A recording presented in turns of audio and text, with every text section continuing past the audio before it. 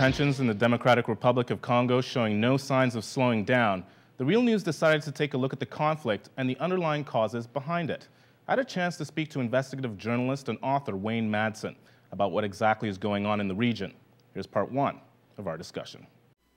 Well, the Congo has a very tortured history, mostly because Belgium, the former colonial power, didn't really do with Congo as France and Britain did with many of its colonies. It left hardly any type of educated Congolese population ready to take power. There was really no governmental infrastructure available when Congo became independent.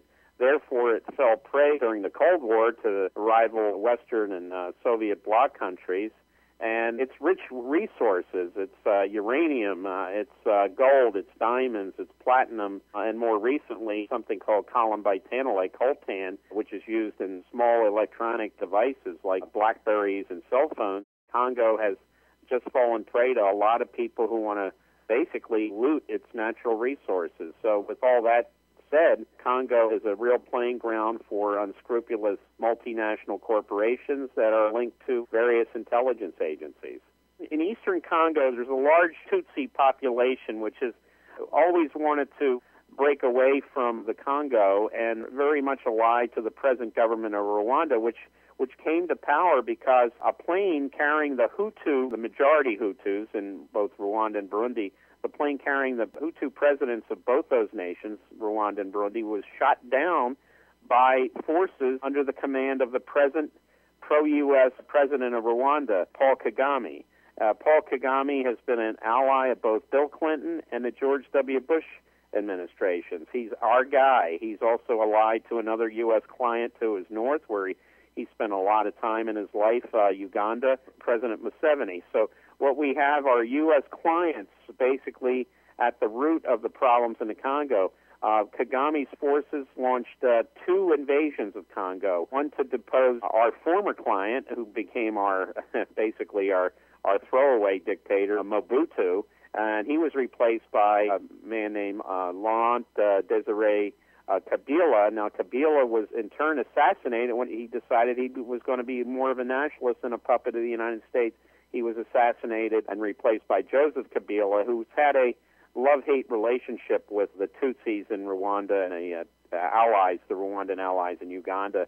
Now there's an attempt by a man named General Laurent Nkunda, who's basically a puppet of Kagame, our guy in Rwanda, who's trying to take over eastern Congo. So all these vast resources can be looted by primarily U.S., British, and Israeli multinational companies.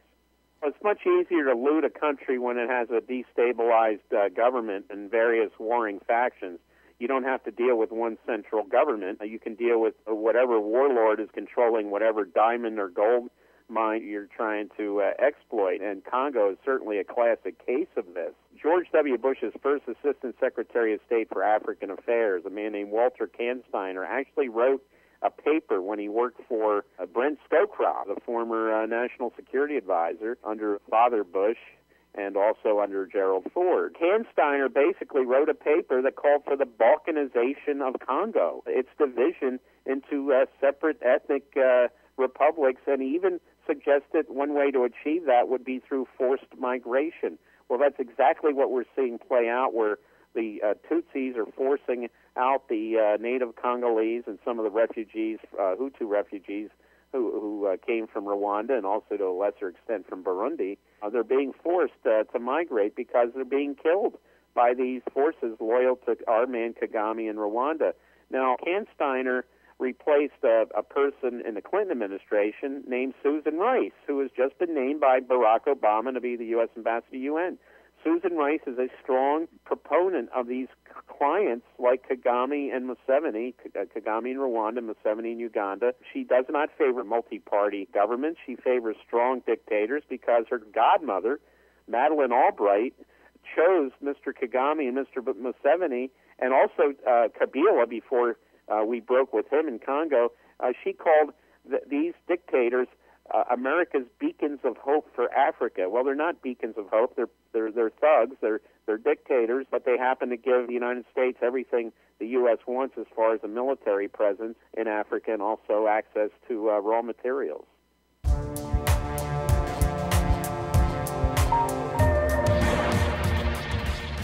Endless wars, abuse of powers, declining living standards, and the climate change crisis. The stakes couldn't be greater in the U.S., and with your help, we're moving our news operation to Washington, D.C., where we'll focus on money and corruption. For example, big oil and arms companies shape American economic and foreign policy with far-reaching effects on the lives of ordinary people. With allies in government, trade unions, the media, and in think tanks, they're a hidden hand that controls the commanding heights of American politics. Taking on the industrial military complex is what real change requires. Even former presidents and high administration officials have said so. But corporate television news treats such positions as marginal. Uncompromising journalism requires questioning assumption, interrogating structures of wealth and power.